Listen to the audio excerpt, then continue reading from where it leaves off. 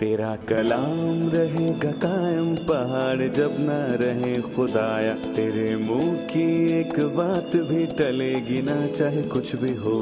तेरी मान दिए है जिंदा सोने से भी कीमती, मेरा दिल ये दे गवाही है ये किताब अजीम। नाज़िल करे अपना कलाम, शिकस्ता दिलों को सुकून मिले, तारीकी दूर हो मेरी राहें रोशन कर। दिल अपना कलाम कसरत से ए खुदा बदल दे, रिहाई दे कसरत से फल मिला। कलाम रहेगा कायम पहाड़ जब न रहे खुदाया, तेरे मुंह की एक बात भी टलेगी ना चाहे कुछ भी हो। अजीज नाजरीन, मैं अयाज ज़रीफ आप तमाम देखने वालों को हमारे रोज़ के बाइबली मुतालियाती प्रोग्राम की नई किस्त में खुशामदीद कहता हूँ। हम इमसाल की किताब के इख्तिताम को पहुँच चुके हैं और आज हम 31वें बाब का मुताला करेंगे। प्रोग्राम के आगाज से पहले मैं स्टूडियो में मौजूद खादमीन का खैर मकदम करूंगा। डॉक्टर फयाज खुशामदीद। शुक्रिया भाई इसहाक खुशामदीद। बहुत शुक्रिया। आप कैसे हैं? बिल्कुल ठीक। और स्टूडियो में आए हमारे दीगर मेहमानों को भी खुशामदीद। डॉक्टर फयाज, मैं चंद आयात पढ़ने के बाद आपसे सवाल करूंगा। लेम्यूल बादशाह के पैगाम की बातें जो उसकी माँ ने उसे सिखाईं। ऐ मेरे बेटे, ऐ मेरे रहम के बेटे, तुझे जैसे मैंने नजरें मानकर पाया क्या कहूँ। अपनी कुव्वत औरतों को ना दे और अपनी राहें बादशाहों को बिगड़ने वालियों की तरफ ना निकाल। बादशाहों को ऐ लेम्यूल, बादशाहों को मैं खौरी, ज़ेबा नहीं और शराब की तलाश हाकिमों को शायान नहीं। मुबादा वो पीकर कानून को भूल जाएंगे और किसी मजलूम की हक तलफी करेंगे। शराब उसको पिलाओ जो मरने पर है और मैं उसको जो तल्ख जान है, ताकि वो पिए और अपनी तंगदस्ती फरामोश करे और अपनी तबाहाली को फिर याद ना करे। अपना मुंह गूंगे के लिए खोल उन सब की वकालत को जो बेकस हैं। अपना मुंह खोल, रास्ती से फैसला कर और मस्कीनों और मोहताजों का इंसाफ कर। डॉक्टर फयाज, आप इन अल्फाज में क्या देखते हैं और 31वें बाब का मौजू क्या है? देखिए भाई, मैं कहूंगा कि 21वें बाब में 31 आयात हैं जिन्हें दो हिस्सों में तकसीम किया गया है। एकता 10 में नेक आदमी की सिफात है, माफी चाहता हूँ, एकता 9 में। इनमें दो बातों ने मेरी तवज्जो हासिल की कि सारे बाब में मसा का बादशाह लम्यूएल खिताब कर रहा है, लेकिन मैं कहूंगा कि ये तालीम उसे उसकी माँ ने दी थी। और मैं पूछूंगा कि ये लम्यूएल आखिर कौन है। देखिए, हमें यहूदा और इसराइल के तमाम बादशाहों के साथ लम्यूएल का जिक्र मिलता है और ऐन मुमकिन है कि ये सुलेमान के नामों में से एक हो। खुदा ने सुलेमान को ये दिदिया नाम दिया, मतलब खुदा का प्यारा, और दाऊद ने अपने बेटे का नाम सुलेमान रखा, यानी मर्दे सलामती। और गालिबन उसकी माँ ने, जो बैत सबा थी, उसने लम्यूएल कहा, और लम्यूएल का मतलब है नज़ीर या फिर खुदा की नज़र किया गया। और अगर ये ख्याल दुरुस्त है, बल्कि मैं कहूंगा कि ये ख्याल बिल्कुल दुरुस्त है, तो ये अल्फाज बैत सबा के हैं और उसने अपने बेटे सुलेमान को ये तालीम दी। तो मेरा दिल ये पुकार उठता है कि खुदावंद का फजल कैसा अजीम है। और क्या कोई तसव्वुर कर सकता है कि एक दिन जब उसने एक मर्द को मौका दिया कि वो उसे नहाते हुए देखे, और उसकी एक ख्वाहिश थी कि एक दिन ऐसा आए जब वो उससे सोहबत करे, और जब उसकी नापाकी दूर हुई तो गोया ये सब उसने जानते बूझते किया था। तो क्या कोई तसव्वुर कर सकता है कि ऐसी अहमक औरत फजल के वसीले तब्दील हो सकती है और दाऊद बादशाह की बीवी बन सकती है? और फजल इस कदर बड़ा कि उसने सुलेमान को जन्म दिया, जो कि तख्त का वारिस था, जिसने दाऊद की जगह सल्तनत की। और ना सिर्फ ये, बल्कि हैरत की बात यह है कि उसी औरत ने सुलेमान की परवरिश की, जिसने 18 साल की उम्र में ये खूबसूरत दरख्वास्त की कि खुदा मुझे हिकमत अता करे। तो क्या ये बात उसे बैतसबा ने सिखाई? जी हाँ, बिल्कुल, ये तालीम उसने उसे दी। सो जब वो बात करती है तो कहती है, ऐ मेरे बेटे। उसकी बात से मालूम होता है कि उसके पास कहने को बहुत कुछ है। ऐ मेरे बेटे, जी हाँ, वो उसका बेटा है। ऐ मेरे रहम के बेटे। यकीनन 9 महीने के लिए वो रहम में रहा। और फिर तुझे, जिसे मैंने नजरें मान कर पाया, क्या कहूँ। नजरों वाली बात क्या है? बैतसबा, क्या तूने ये सैमुल की माँ हन्ना से सीखा कि अगर खुदा तेरे मरे हुए बेटे के एवज तुझे बेटा बख्शे तो उसकी परवरिश खुदा के लिए करना, तो उसे खुदा की नजर करना। اور اس نے اسے خدمت کی تعلیم دی اور اسے خوبصورتی سے پروان چڑھایا اور اس نے خوبصورت باتیں سیکھیں جو نیک مرد اور نیک عورت کی صفات کے حوالے سے ہے۔ اور آیت 1-9 میں وہ نیک مرد کی صفات بیان کرتا ہے۔ 3 بہت سادہ باتیں ہیں۔ پہلی بات، عورت سے ہوشیار رہ اور اپنی قوت عورت کو نہ دے، اپنا دماغ نہیں بلکہ اپنی قوت عورت کو نہ دے۔ دوسری بات، میں سے محتاط رہ۔ تیسری بات، نا انصافی سے خبردار رہ، کبھی نا انصافی نہ کر اور تو انصاف کر۔ صحیح، بہت اچھی باتیں کی بھائی اسحاق۔ 10ویں آیت سے نیکوکار بیوی کس کو ملتی ہے، کیونکہ اس کی قدر مرجان سے بھی بہت زیادہ ہے۔ اس کے شوہر کے دل کو اس پر اعتماد ہے اور اسے منافع کی کمی نہ ہوگی۔ وہ اپنی عمر کے تمام ایام میں اس سے نیکی ہی کرے گی، بدی نہ کرے گی۔ وہ اون اور کتان ڈھونڈتی ہے اور خوشی کے ساتھ اپنے ہاتھوں سے کام کرتی ہے۔ وہ سوداگروں کے جہاز کی مانند ہے، وہ اپنی خورش دور سے لے آتی ہے۔ وہ رات ہی کو اٹھ بیٹھتی ہے اور اپنے گھرانے کو کھلاتی ہے اور اپنی لونڈیوں کو کام دیتی ہے۔ آپ ان الفاظ میں ایک نیک عورت کے متعلق کیا دیکھتے ہیں؟ ہم دیکھتے ہیں کہ خدا نے بائبل مقدس میں اس عورت کی تعریف کی۔ پرانے اور نئے عہد نامہ میں ہم دیکھتے ہیں کہ خداوند میں عورت مرد سے کمتر نہیں ہے۔ ہم دیکھتے ہیں کہ نیک عورت نہ تو کم عقل ہوتی ہے اور نہ ہی کم پرہیزگار۔ یہ ایک بہت ہی غلط شخصیت ہوتی ہے۔ لفظ نیک سے مراد ہے پرفضل، اور اس لفظ کا استعمال یہ ظاہر کرتا ہے کہ وہ اس سے زیادہ کرتی ہے جتنا کہ اس سے تقاضا ہے۔ جتنا اسے کرنا چاہیے اس سے زیادہ کرتی ہے، وہ اضافی ساتھ دیتی ہے۔ اور لکھا ہے کہ وہ کس کو ملتی ہے، یعنی کہ وہ نادر و نایاب ہے۔ لیکن کیا اس سے مراد یہ ہے کہ وہ وجود نہیں رکھتی؟ کیونکہ بائبل ہمیں پرانے عہد نامہ میں بتاتی ہے، روت کی کتاب میں، روت اور بوائز، نہ صرف میں بلکہ تجھے میری قوم کا تمام شہر جانتا ہے، میری قوم کے وہ تمام لوگ جو ممتاز ہیں جانتے ہیں کہ تو پاک دامن عورت ہے۔ جیسے کہ ہم نے اتفاق کیا کہ نیک سے مراد یہ ہے کہ وہ اپنے فرض سے بڑھ کر کرتی تھی۔ کس لیے؟ آپ ان شعری آیات میں دیکھ سکتے ہیں کہ وہ اپنے لیے کسی چیز کی طلب نہیں بلکہ دوسروں کے لیے ہے۔ 11ویں آیت میں لکھا ہے اس کے شوہر کے دل کو اس پر اعتماد ہے، اور باب کے تقریباً آخر میں 28ویں آیت میں لکھا ہے اس کے بیٹے اٹھتے ہیں اور اسے مبارک کہتے ہیں، سو وہ اپنے بچوں کی بھلائی کی طالب ہے، اس کا شوہر، اس کے بچے اور اس کا گھرانہ۔ آیت 15 میں لکھا ہے وہ رات ہی کو اٹھ بیٹھتی ہے اور اپنے گھرانے کو کھلاتی ہے اور اپنی لونڈیوں کو کام دیتی ہے، اپنی لونڈیوں کو بھی، سو اس کا شوہر، اس کے بچے، اس کا گھرانہ جو ایک بڑا خاندان ہے، اور اس کے ہاں خدمت کرنے والوں کو بھی وہ اپنی لونڈیوں کو کام دیتی ہے۔ 5ویں حلقہ میں جس کا ذکر 20ویں آیت میں ہوا ہے وہ غریب غربا ہیں، وہ مفلسوں کی طرف اپنا ہاتھ بڑھاتی ہے، ہاں وہ اپنے ہاتھ محتاجوں کی طرف بڑھاتی ہے۔ اور 16ویں آیت میں ہم پڑھتے ہیں وہ کسی کھیت کی بابت سوچتی ہے اور اسے خرید لیتی ہے۔ یہ ان لوگوں کی علامت ہے جو اس کے پاس ہیں۔ کھیت بائبل میں دنیا کو کہا گیا ہے، وہ کسی کھیت کے بارے میں سوچتی ہے اور اسے خرید لیتی ہے۔ یہ ان لوگوں کی علامت ہے جو اس کے پاس ہیں۔ کھیت بائبل میں دنیا کو کہا گیا ہے، وہ مسیح یا خدا کے نمونہ کے طور پر ہے۔ ہم وقفہ لیں گے اور پھر مہمانوں کے سوالات کے ساتھ حاضر ہوں گے۔ ناظرین، ملتے ہیں ایک چھوٹے سے وقفے کے بعد، ہمارے ساتھ رہیے۔ اور چھپکلی جو اپنے ہاتھوں سے پکڑتی ہے اور تو بھی شاہی محلوں میں ہے۔ عبرانی لفظ شیما میتھ جس کا ترجمہ چھپکلی ہے، اس سے مراد چھوٹی چھپکلی ہے جو گھروں میں رہتی ہے، جس کی خاصیت اس کے پیر ہیں جو ایک پنکھے کی مانند ہے اور جن سے ایک چپکنے والا مادہ نکلتا ہے جس سے وہ ماربل کی دیوار پر بھی چپک جاتی ہے، یہاں تک کہ چھت سے بھی۔ اس سے ہمیں اس ایمان کے متعلق معلوم ہوتا ہے جو خدا کے وعدوں سے چمٹا رہتا ہے۔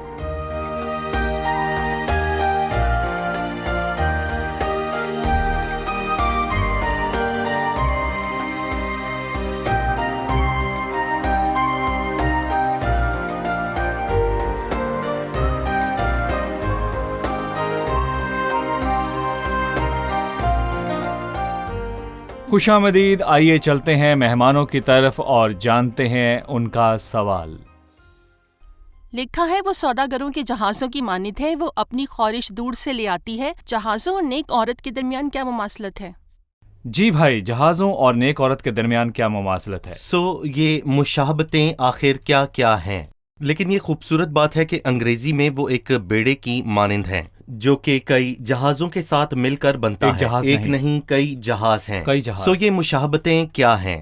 ایک نیک عورت اور اس بیڑے کے درمیان جو کہ ایک امیر سوداگر کا ہے، دیکھیں جو سوداگر اس بیڑے کا مالک ہے، اسے لازمی اپنے بیڑے کے لیے ایک سردار کو مقرر کرنا ہے تاکہ وہ ان تمام جہازوں کو اپنی نگرانی میں لے کر چلے۔ اور میں کہوں گا کہ نیک عورت کی زندگی میں بھی ایک سردار ہے جو کہ خداوند یسوع مسیح ہے، وہ اس کا مالک ہے، اس کا خداوند، جس سے پوچھے بنا وہ کچھ نہیں کرتی۔ اور میں کہوں گا صرف یہی نہیں بلکہ ایک جہاز کو کمپس کی بھی ضرورت ہوتی ہے تاکہ اس کی سمت کا تعین کرے، اور نیک عورت کے پاس کمپس ہے جو کہ خدا کا کلام ہے، اور جہاز دور سے خوراک لاتے ہیں اور وہ بھی دور سے خوراک لاتی ہے۔ اور یہاں پر میں یہ بھی کہنا چاہوں گا کہ نیک عورت لوگوں کی ان 7 اقسام کے لیے لا سکتی ہے جن کے متعلق ہم نے بھائی اسحاق سے سنا، دور سے نہیں بلکہ آسمان سے اپنے سب بچوں کے لیے برکت لاتی ہے۔ اور نہ صرف یہ بلکہ جہاز بڑے لمبے سفر کے لیے تیار کیے جاتے ہیں، اور نیک عورت لمبے سفر کے لیے تیار ہے، اور وہ ان 7 اقسام کی خدمت کرتی ہے جن کے بارے میں ہم نے سنا۔ اور جبکہ وہ ایک سمجھدار عورت بن جاتی ہے، اس کے بچے چھوٹے ہیں، اس کے بچے بڑے ہوں گے، اور ان کی شادیاں ہوں گی، اور اس کے پوتے اور پوتیاں بھی ہوں گی، تو کیا وہ ان کی ذمہ دار نہ ہوگی؟ جی ہاں، وہ ہوگی، وہ لمبے سفر کے لیے تیار ہے، کیونکہ نیک عورت کبھی نہیں تھکتی۔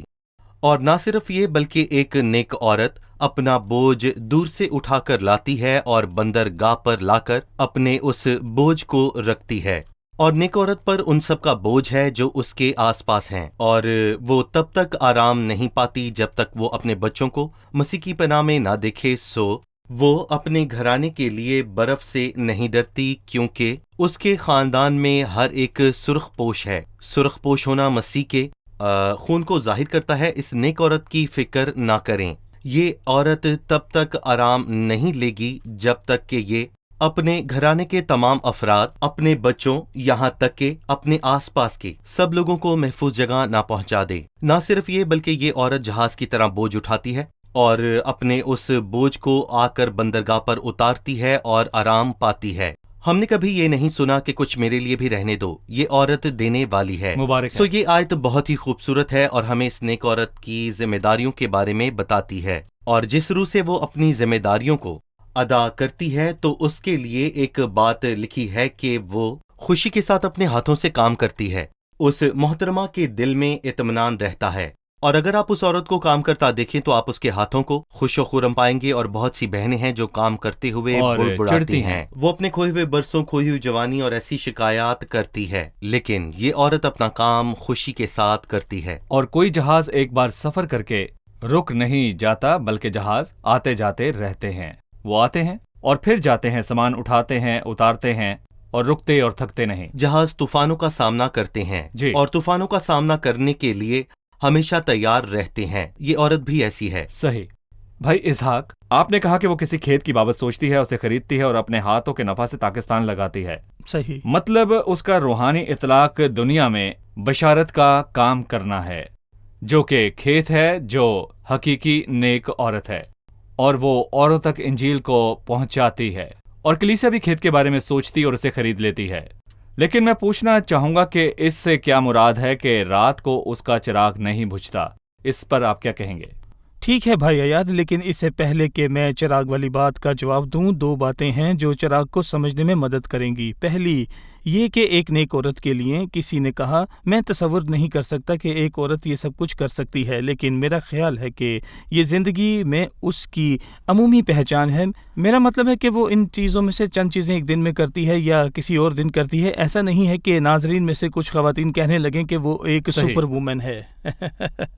یہ مافوق الفطرت ہے، سو وہ ہر روز یہ سب کرتی ہے، نہیں اس کی شخصیت ایسی ہے، لیکن یہ شخصیت اور سب کے آگے اس کی یہ عظیم شخصیت ہے۔ یہ شخصیت اس نے کہاں سے پائی؟ خدا سے تعلق کے وسیلہ سے۔ اور میرا خیال ہے کہ مثال کی کتاب شروعات ہی سے خدا کے تعلق رکھنے کے نظریے سے بات کرتی ہے، اور خدا ہی ہے جو حکمت عطا کرتا ہے اور مشاورت بخشتا ہے۔ اور جیسا کہ ہم نے ڈاکٹر فیاض سے سنا کہ نیک مرد کی صفات کہ یہ نہیں کرتا، کہ وہ نہیں کرتا، ان صفات کی بنیاد دینداری کے روحانی اصولوں پر ہے جن کا منبع خدا سے تعلق رکھتا ہے۔ اب یہاں ہمارے آگے چراغ کا ذکر ہوا ہے، وہ شخص جس کا تعلق خدا سے ہے، اور وہ کلیسیا جس میں ایمانداروں کی جماعت کا تعلق خداوند سے ہے اور ان کا اس سے مضبوط اور خالص تعلق ہے، اور ایک چراغ ہے، چراغ دان ہے جو کبھی بجھتے نہیں۔ جی، اس تاریخی دنیا کے اندر ٹیڑھے اور کجرو لوگ ہیں، چراغوں کی طرح دکھائی دیتے ہیں۔ دنیا تاریک ہے اور مسیح دنیا کا نور ہو کر آیا، اور اس نے ہم سے کہا تم دنیا کے نور ہو، اور صحیح۔ انفرادی طور پر اور بطور جماعت اور بطور گواہی یہ ہم سے تقاضا کرتی ہے کہ ہمارا چراغ بجھنے نہ پائے، اور ویسے خدا بھی اس چراغ کو بجھنے نہ دے گا۔ صحیح۔ اسرائیل میں قضاء کے تاریخ ترین ایام ہیں۔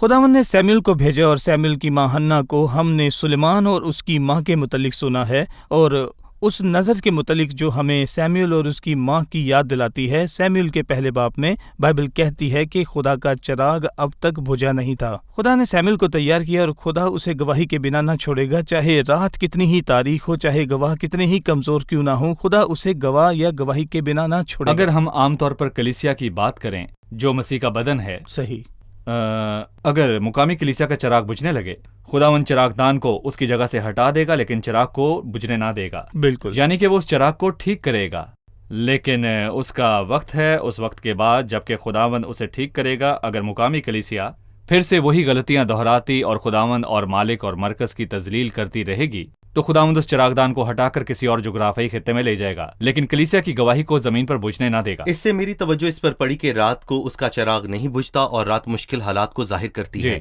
پر یہ عورت مشکل حالات کے لیے تیار ہے۔ رات کو چراغ جلتا رہے گا، اور اس نے نہ تو اسے بجھایا، نہ اس پیمانے یا بستر کو نیچے رکھا۔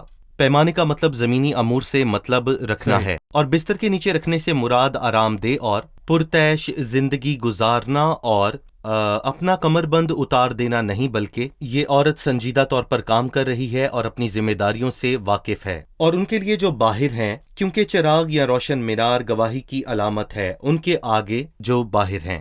ہم ایک وقفے کے بعد نیک عورت کے حوالے سے 31ویں باب کے مطالعے میں آگے بڑھیں گے۔ ناظرین، ملتے ہیں ایک چھوٹے سے وقفے کے بعد، ہمارے ساتھ رہیے۔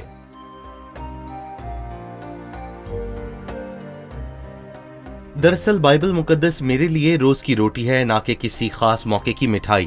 خاص موقعوں پر ہر مٹھائیاں اور حلوے کھاتے ہیں، لیکن روٹی ہم روز کھاتے ہیں، اور روٹی کے بنا ہم کسی دن نہیں رہ سکتے، اور خدا کا کلام میرے لیے روز کی روٹی ہے۔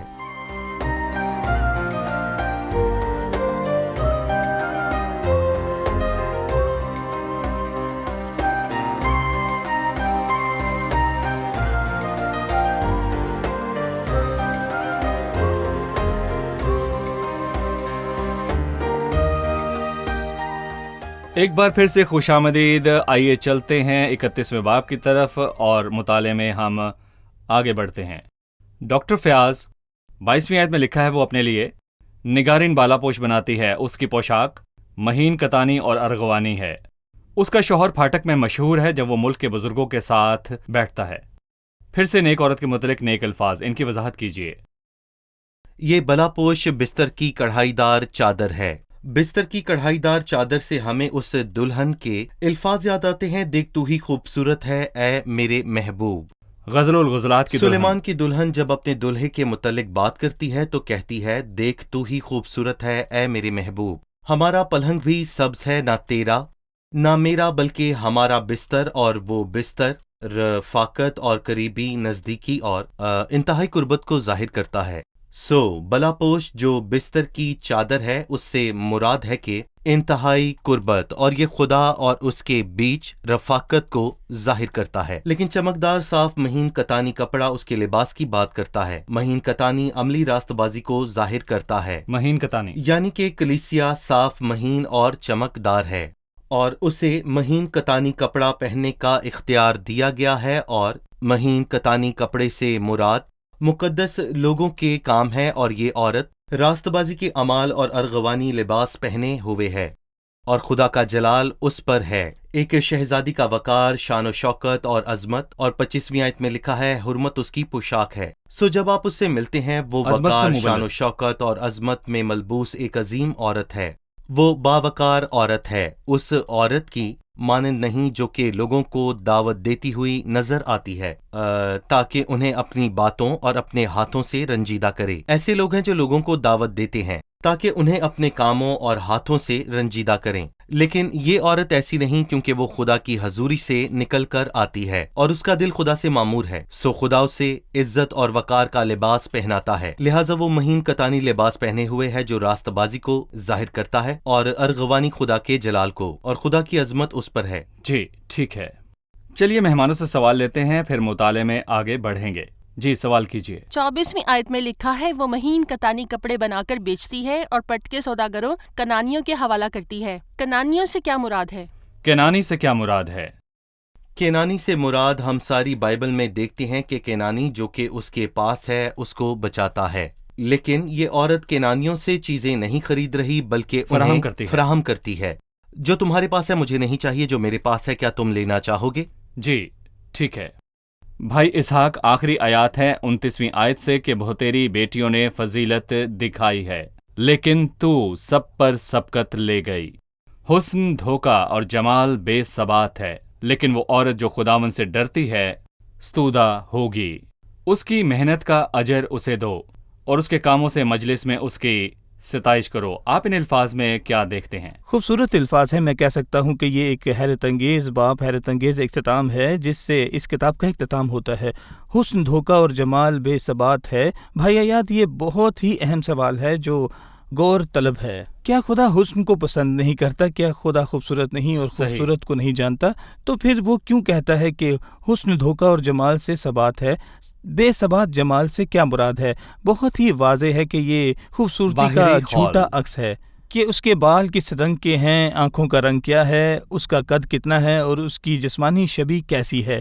یہ بیرونی منظر ہے، لیکن بہت سے لوگ باہر سے خوبصورت ہوتے ہیں، اندر سے بے حد بھیانک ہوتے ہیں۔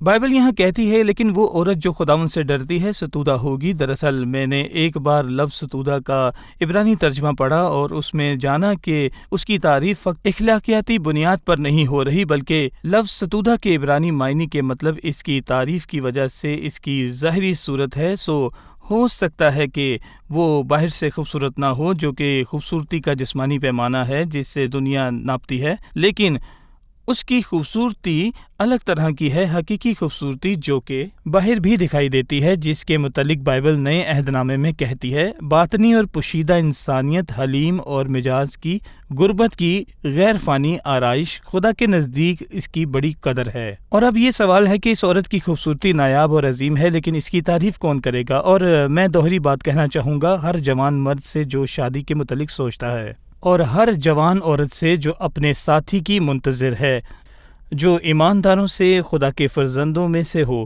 میں جوان ایمانداروں سے کہتا ہوں کہ بیرونی خول سے ہوشیار رہیں۔ ہمارے معاشرے میں لوگ ایک چیز سے ہفتہ یا 15 دن میں اکتا جاتے ہیں، ترجیحات روزانہ بدلتی ہیں، شاید وہ 1-2 سال میں بدل جائیں، لیکن اندرونی شخصیت جو اندر ہے وہی باقی رہتی ہے، اور معقول طور پر ہماری بیرونی صورت کی اہمیت شادی کے اندر 15% سے زیادہ نہیں ہے۔ 85% اہمیت اندرونی شخصیت کی ہے جو دراصل لوگوں کے ساتھ رہتی ہے۔ سو آپ کیا چاہتے ہیں، اندرونی خوبصورتی یا بیرونی خوبصورتی کو آپ چاہتے ہیں؟ اور میں خاص کر جوان ایمانداروں سے کہتا ہوں کہ ایک خاص قسم کی خوبصورتی ہے جو دینداروں کی بھاتی ہے، باطنی اور پوشیدہ انسانیت، حلیم اور مزاج کی غربت کی غیر فانی آرائش، خدا کے نزدیک اس کی بڑی قدر ہے۔ کیا آپ وہ چاہتے ہیں جس کی خدا کی نظر میں بڑی اہمیت یا جو لوگوں کی نظر میں اہم ہے؟ اور میں اپنے ساتھی کی منتظر ہر جوان لڑکی سے کہتا ہوں کہ کبھی بھی زمانے کی سوچ یا لوگوں کی باتوں سے متاثر نہ ہوں کہ تمہیں اچھے کپڑے پہننے چاہیں گے، میک اپ کرنا چاہیے تاکہ تم اچھی لگو۔ یقیناً ہم یہ نہیں کہہ رہے کہ ایمان اچھے کپڑے پہننے سے یا اچھی دکھائی دینے کے خلاف ہے، لیکن یہ سوال ہے کہ اس نیک عورت کی بیرونی خوبصورتی کی تعریف کیوں نہ ہوئی؟ حسن دھوکہ اور جمال بے ثبات ہے، لیکن اس کی تعریف اس کی دینداری کی خاطر ہوئی۔ سو آپ ایک دیندار شخص کے لیے موضوع ہیں، اور یقین رکھیں کہ روحانی اور اخلاقی حسن بھی یہی ہے۔ صحیح۔ آخری بات لکھی ہے کہ اس کی محنت کا اجر اسے دو۔ اس نے اس کے منہ کی باتوں کا ذکر نہیں کیا، وہ بولتی نہیں بلکہ کرتی ہے، وہ کام اس کی کرتی ہے۔ محنت کا اجر اسے دو، اس کے کاموں سے نہ کہ اس کی باتوں سے مجلس میں اس کی ستائش کرو۔ آپ کا بہت شکریہ، مجھے آپ کے ہمراہ کتاب کے مطالعے کا بے حد لطف آیا۔ خداوند آپ کو برکت دے۔ چلیے مہمانوں سے ان کی رائے جانتے ہیں۔ جی، آج کے پروگرام سے آپ نے کیا سیکھا؟ ہم نے سیکھا کہ ایک نیک عورت کے اندر وہ تمام حیران کن اور شاندار صفات پائی جاتی ہیں کیونکہ اس کا خداوند کے ساتھ حقیقی تعلق ہے، وہ اس کے سامنے اور بائبل کے سامنے بیٹھتی ہے، اسی سبب سے وہ حیران کن شخصیت بنی اور ہماری توجہ اور تعریف کا موضوع بنی ہے، اس کے بغیر وہ ایک عام عورت ہی رہتی۔ صحیح۔ مجھے پاک دامن یا نیک عورت کا صفاتی عکس بہت شاندار لگا کیونکہ پہلے میں سمجھتی تھی کہ اس کی خصوصیات کا ایک ساتھ اطلاق مشکل ہے، لیکن جب میں نے سمجھا کہ یہ اس کی تعریف ہے تو میری خواہش ہے کہ کاش میری تعریف بھی یہی ہو کہ وہ جو خداوند کے جلال کی خاطر اپنے فرض سے بڑھ کر کرنے والا ہے۔ صحیح، شکریہ، خداوند آپ کو برکت دے۔ خادمین کا بھی شکریہ، آپ کے ہمراہ مطالعے خدا کا آپ کو بہت برکت دے۔ لطف آیا۔ عزیز ناظرین، امثال کی اس عظیم کتاب کے آخر میں جو کہ حکمت اور تربیت کی کتاب ہے، میں خداوند کے حضور دل سے دعا گو ہوں کہ 31ویں باب کے ان الفاظ سے آپ کے ذہنوں کو خدا کی حکمت سے روشن کرے۔ عزیزو، خداوند کا خوف حکمت کا شروع ہے۔ ان الفاظ کے ساتھ میں آپ سے اجازت چاہوں گا۔ آنے والی قسط میں ایک نئی کتاب کے ساتھ حاضر ہوں گے۔ خداوند آپ کو برکت دے۔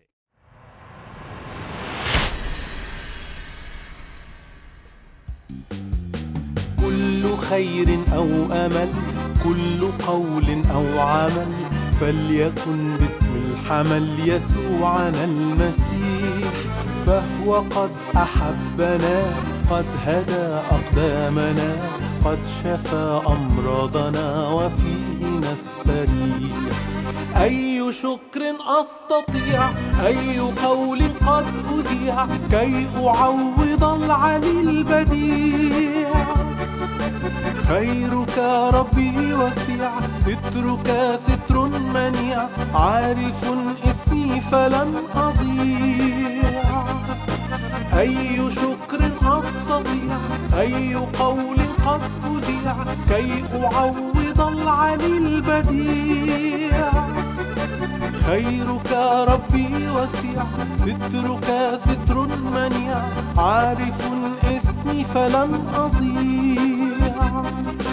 حضنك الوافي الدفيء، فهو بالحب مليء، ضامني حتى تجيء من كل ما يروع. باركا قلبي الشكور حين أعطي بسرور، ليس عشرا بل عشور لربنا يسوع. يا إله العزة، أنت نبع القوة، لاصطناع الثروة من جودك العميم. أعطني روح الوكيل، سالكا خير السبيل، في الكثير والقليل لمجدك العظيم. أي شكر أستطيع، أي قول قد أذيع، كي أعوض العلي البديع. خيرك ربي وسيع، سترك ستر منيع، عارف اسمي فلن أضيع. أي شكر أستطيع، أي قول قد أذيع، كي أعوض العلي البديع. خيرك ربي وسيع، سترك ستر منيع، عارف اسمي فلن أضيع. حضنك الوافي الدفيء، فهو بالحب مليء، ضامني حتى تجيء من كل ما يروع. باركا قلبي الشكور حين أعطي بسرور، ليس عشرا بل عشور لربنا يسوع.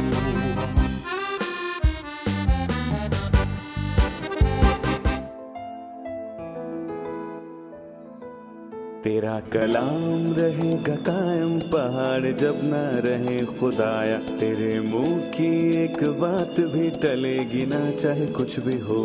تیری مان دیے ہے زندہ، سونے سے بھی قیمتی، میرا دل یہ دے گواہی ہے، یہ کتاب عظیم. نازل کرے اپنا کلام، شکستہ دلوں کو سکون ملے، تاریکی دور ہو میری راہیں روشن کر. دل اپنا کلام کثرت سے اے خدا بدل دے، رہائی دے کثرت سے پھل میں نام. کلام رہے گا قائم، پہاڑ جب نہ رہے خدایا، تیرے منہ کی ایک بات بھی ٹلے گی نہ چاہے کچھ بھی ہو.